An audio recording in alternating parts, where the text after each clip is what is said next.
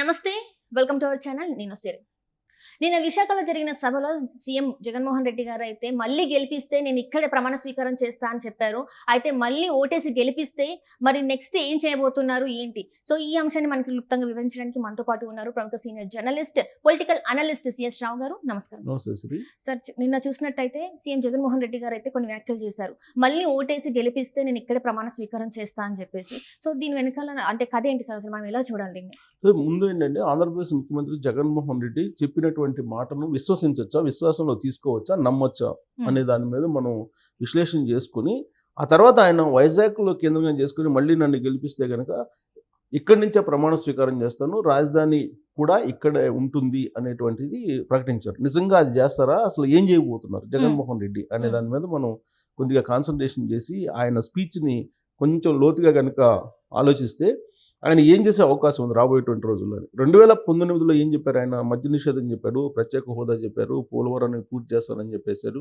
ఇలా దాదాపు 130 హామీలు ఇచ్చారు. ఈ 130 హామీల్లో అన్నీ ఫెయిల్ అయిపోయినాయి. కేవలం ఆయన ఇచ్చినటువంటి నవరత్నాలకు సంబంధించి కొంత ఆయన అమలు చేశాడు తప్పితే మిగతా వాటి గురించి పట్టించుకోవాలి. ఎస్సీ కార్పొరేషన్ నిధులకు సంబంధించి కానీ, లేదంటే మద్య నిషేధం సంబంధించి కానీ, ఇసుక సంబంధించినట్టు ఉచితంగా ఇస్తున్నాడు ఇసుక అది కానీ ఏమీ అమలు చేయలేదు. ప్లస్ వాటన్నిటిలో కూడా ఫెయిల్ అయిపోయాడు ఆయన. కేవలం నవరత్నాలు చూపించి నేను 99% నేను అమలు చేశానని చెప్పి ఆయన చెప్తూ ఉన్నారు. అంటే ఆయన చేసింది ఏంది అని అంటే అమరావతి రాజధానిని అమరావతిలో ఉంచుతానని చెప్పి ఆ తర్వాత 3 రాజధానులు అన్నాడు ఆయన. అంటే ఆయన చెప్పింది విని గనక మళ్ళీ ఓట్లు వేస్తే రాబోయేటువంటి రోజుల్లో ఏం జరుగుతుంది అనే దాని మీద కనుక మనం కొంచెం ఆలోచించి ఎక్స్పెక్ట్ చేసి ఆయన మనస్తత్వాన్ని, ఆయన పరిపాలనని కనుక కొంత అధ్యయనం చేసి ఏం చేయబోతున్నారని కనుక మనం ఎక్స్పెక్ట్ చేస్తే మళ్ళీ ఓటేసి గెలిపిస్తే, ఇప్పుడు ఆయన రాజధాని ఆల్రెడీ నా క్యాంప్ ఆఫీస్ అని చెప్పి వైజాగ్లో రిషికొండ మీద భవనాలు నిర్మించాడు. మళ్ళీ గెలిపిస్తే ఖచ్చితంగా కర్నూలులో అలాంటి భవనాన్ని మళ్ళీ ఒక 500 కోట్లతోటి 1000 కోట్లతోటి కట్టించేటువంటి అవకాశం ఉంది అని చెప్పి అనుకోవడంలో ఎలాంటి సందేహం కానీ, ఎలాంటి బేషిజాలు కానీ ఉండవు ఎవరికి కూడా. ఎందుకంటే అమరావతిలోనే రాజధాని ఉంచుతాను, అమరావతి నుంచి నేను పరిపాలన చేస్తానని చెప్పి అసెంబ్లీ సాక్షిగా అలాగే ప్రజాక్షేత్రంలో కూడా చెప్పాడు ఆయన. మళ్ళీ ఇప్పుడేం చెప్తున్నాడు? వైజాగ్ రాజధాని, పరిపాలన రాజధాని వైజాగ్ ఉంటుంది, నేను మళ్ళీ ప్రమాణ స్వీకారం చేసి ఇక్కడి నుంచే చేస్తాను, పరిపాలన అక్కడి నుంచే చేస్తాను, అయినంత మాత్రాన నేను అమరావతిని దేశించట్లేదు, అమరావతి శాసన రాజధానిగా ఉంటుంది అని చెప్పాడు. అంటే అమరావతి శాసన రాజధానిగా ఉంటుంది, విశాఖము పరిపాలన రాజధానిగా ఉంటుంది. మరి జ్యుడిషియల్ రాజధాని కర్నూలులో ఆయన చెప్పిందే కదా. అంటే జ్యుడిషియల్ రాజధాని కర్నూలు కాబట్టి అక్కడ కూడా ఇంకో భవనం నిర్మించాలిగా. సో మళ్ళీ గెలిపిస్తే జగన్మోహన్ రెడ్డిని ఖచ్చితంగా కర్నూలులో ఇంకొక ప్యాలెస్ కట్టేటువంటి అవకాశం ఉంది అని చెప్పి ఎక్స్పెక్ట్ చేయొచ్చు. ఎందుకు ఎక్స్పెక్ట్ చేయొచ్చు అంటే ఆయన చెప్పినటువంటి మాట మీద నిలబడేటువంటి నాయకుడు కాదు, విశ్వసనీయత లేదు, మాట తప్పాడు, మడమ తిప్పాడు అనేక సందర్భాల్లో అనేది 2019 నుంచి ఇప్పటి వరకు మనం చూస్తే కనుక అర్థమవుతుంది. ఎన్నోసార్లు ఎన్నో అబద్ధాలు ఆయన చెప్పడం జరిగింది. కాబట్టి ఇప్పుడు జగన్మోహన్ రెడ్డిని మాట తప్పడు, మడమ తిప్పడు, విశ్వసనీయత కూడినటువంటి రాజకీయాలు చేస్తానని చెప్పి అప్పట్లో చెప్తే విన్నారు, కానీ ఇప్పుడు వినేటువంటి పరిస్థితి లేదు. సో 3 రాజధానులు అనేటువంటి కాన్సెప్ట్నే ఆయన తీసుకున్నాడు. ఆయన ఒకవైపు ఏమో అసెంబ్లీలో 3 రాజధానుల బిల్లునేమో వెనక్కి తీసుకున్నాడు. వెనక్కి తీసుకొని అక్కడేమో అమరావతి రైతులకు అమరావతిలో ఏదైతే ఒప్పందాలు చేసుకున్నారు, సిఆర్డీఏ ఒప్పందం, ఆ ఒప్పందాల ప్రకారం అమరావతిలో వాళ్ళకి రాజధాని నిర్మించి వాళ్ళని చెప్పి కోర్టులు చెప్తున్నాయి. కానీ ఈయనేమో దాన్ని సవాల్ చేసి సుప్రీంకోర్టులో వేసాడు. సుప్రీంకోర్టులో పోరాడుతున్నారు. అమరావతి రాజధాని అనే దాన్ని సవాల్ చేస్తూ ఆయన సుప్రీంకోర్టులో పోరాడుతున్నారు. అంటే 3 రాజధానులకు సంబంధించినటువంటి అంశాన్ని ఆయన ఇంకా వీడలేదు. మానసికంగా ఆయన ఫిక్స్ అయిపోయాడు. సో మానసికంగా జగన్మోహన్ రెడ్డి ఫిక్స్ అయిపోతే ఇంకా అది నెరవేరేంత వరకు కూడా ఆయన వెనకాడ్డు అనేది ఆయన గురించి బాగా తెలిసినటువంటి వాళ్ళు చెప్పేటువంటి మాట. ఇప్పుడు అసలు వైజాగ్కి వెళ్ళి ఆడ పోయిందేమో పారిశ్రామిక సదస్సు, ఇండస్ట్రియలిస్టులని పిలిచి అక్కడ సమావేశాలు పెట్టాడు. ఆడ ఇండస్ట్రీ డెవలప్మెంట్ ఏ విధంగా చేయాలి అనేది మాట్లాడకుండా విశాఖపట్నం హైదరాబాద్ని మించిపోతుంది 10 ఏళ్లలో, కాబట్టి మన రాజధాని ఇదే అని చెప్పేటువంటి ప్రయత్నం చేశారు. ఎందుకు చెప్పారు ఆ విధంగా? ఒక రాజకీయ నాయకుడు ఆ విధమైన కామెంట్లు చేశారంటే రాజకీయ కోణం కూడా ఉంటుంది. రాజకీయ కోణం ఏంటంటే ఇప్పుడున్నటువంటి పరిస్థితుల్లో జగన్మోహన్ రెడ్డి 2019 నుంచి ఇప్పటి వరకు ఆయన తీసుకున్నటువంటి నిర్ణయాలు కానీ, ఆయన పరిపాలనలో జరిగినటువంటి కుంభకోణాలు కానీ, ఆయన పరిపాలన జరిగినటువంటి అవినీతులు కానీ ఇవన్నీ కూడా చర్చకు రాకుండా ఉండాలంటే ఒక ప్రాంతీయవాదాన్ని లేపాలి. 2019 ఎన్నికల్లో కులవాదాన్ని లేపారు. సామాజిక ఈక్వేషన్, సామాజిక అంశాలను తీసుకొని ఆయన గెలవడం జరిగింది. కులాల వారీగా చేసేసి, సో మతాల వారీగా చేశారు రాజకీయం. బ్రదర్ అనిలు వాళ్ళు అక్కడికి వెళ్ళడం 2019 ఎన్నికల్లో బ్రదర్ అనిలు వెళ్ళి క్రిస్టియన్ ఓట్ బ్యాంక్ అన్నింటినీ కూడా జగన్మోహన్ రెడ్డి వైపు మలిపించారు. అంటే మత రాజకీయం. అలాగే రెడ్డి సామాజిక వర్గం అంటూ కుల రాజకీయం నేర్పాడు. మత కులాన్ని ఉపయోగించేసుకున్నాడు 2019లో. ఇప్పుడు మిగిలింది ఏంది 2024 ఎన్నికలకి? ప్రాంతం. అందుకే ఈ ప్రాంతానికి సంబంధించినటువంటి గేమ్ అనేది ఎప్పుడో 3 సంవత్సరాల క్రితం 4 సంవత్సరాల క్రితం ప్రారంభించాడు. దాన్ని విషబీజం లాగా నెట్టుకుంటూ వస్తూ ఉన్నారు ప్రజల్లో. సో ఇదంతా పొలిటికల్ గేమ్.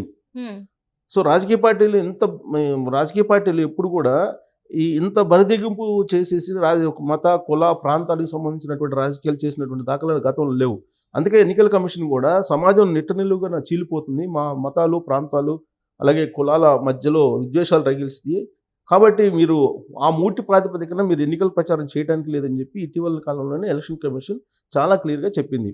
అయినప్పటికీ కూడా జగన్మోహన్ రెడ్డి విశాఖ కేంద్రంగా చేసుకొని విశాఖ రాజధాని అనేటువంటి అంశాన్ని బయటికి పెట్టారు కాబట్టి ఖచ్చితంగా రాబోయేటువంటి రోజుల్లో ప్రాంతాల మధ్య చిచ్చు పెట్టి, ప్రాంతాల మధ్య ఒక భావోద్వేగాలను రెచ్చగొట్టి మళ్ళీ ఎన్నికలకు వెళ్ళడానికి సిద్ధమవుతున్నాడు. 2024 ఎన్నికలకి జగన్మోహన్ రెడ్డి అనేది చాలా క్లియర్గా అర్థమవుతుంది ఆయన చెప్పినటువంటి మాటలను బట్టి. సో ఉత్తరాంధ్రలో బాగా బలహీనపడింది వైఎస్ఆర్ కాంగ్రెస్ పార్టీ అనేది తాజా సర్వేలు చెప్తూ ఉన్నాయి. అక్కడ అసలు అభ్యర్థులు పోటీ చేయడానికి కూడా సిద్ధపడడం లేదు.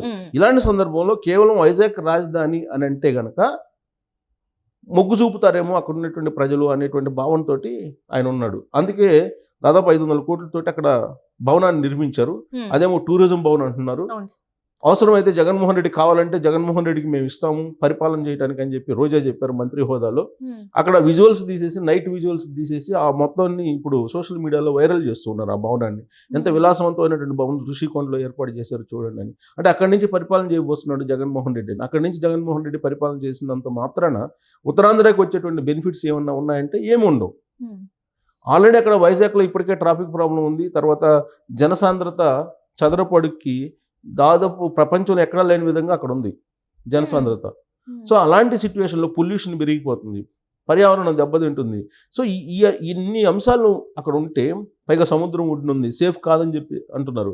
ఇలాంటి సమయంలో ఆయన అక్కడ పోయి నేను పరిపాలన చేస్తున్నా అంటే కేవలం ప్రాంతాల మధ్య చిచ్చు పెట్టి ఆ భావోద్వేగాల మధ్య 2024 ఎన్నికల్లో లబ్ధి పొందాలి అనేటువంటి ఒక ఆలోచనతోటే వైజాగ్ వెళ్ళి పారిశ్రామికవేత్తల సదస్సులో వైజాగ్ రాజధాని అని చెప్పి ఆయన చెప్పడం జరిగింది.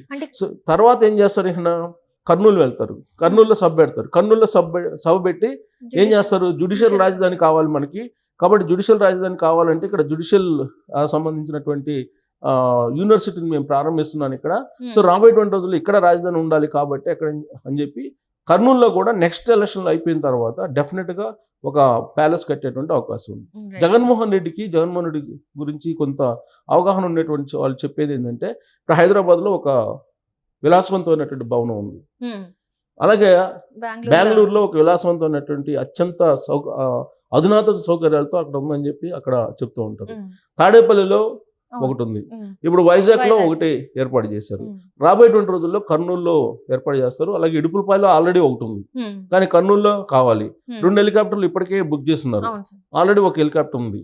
అంటే 3 రాజధానులకు 3 హెలికాప్టర్లు పెట్టుంచడం, తర్వాత 3 రాజధానులకు 3 భవనాలు, ఆయన వ్యక్తిగతమైనటువంటి విలాసవంతమైన భవనాలు బెంగళూరులో ఒకటి, తాడేపల్లిలో ఒకటి, హైదరాబాద్లో ఒకటి.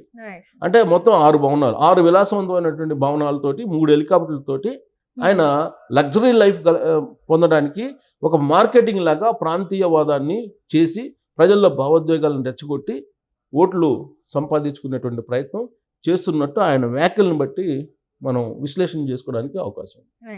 Right, thank you so much sir.